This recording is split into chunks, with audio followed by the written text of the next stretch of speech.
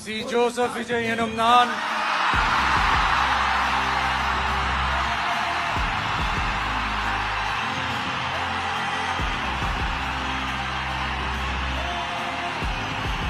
சட்டப்படி அமைக்கப்பெற்ற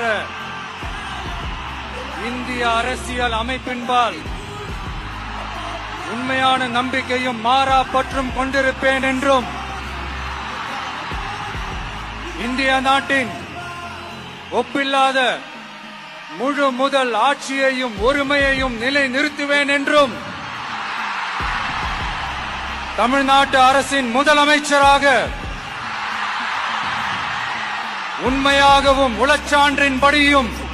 என் கடமைகளை நிறைவேற்றுவேன் என்றும் அரசியல் அமைப்பிற்கும் சட்டத்திற்கும் இணங்க அச்சமும் ஒருதலை சார்பும் இன்றி விருப்பு வெறுப்பை விலக்கி பலதரப்பட்ட மக்கள் அனைவருக்கும் நேர்மையானதை செய்வேன் என்றும் ஆண்டவன் மீது ஆணையிட்டு உறுதிமொழிகிறேன்.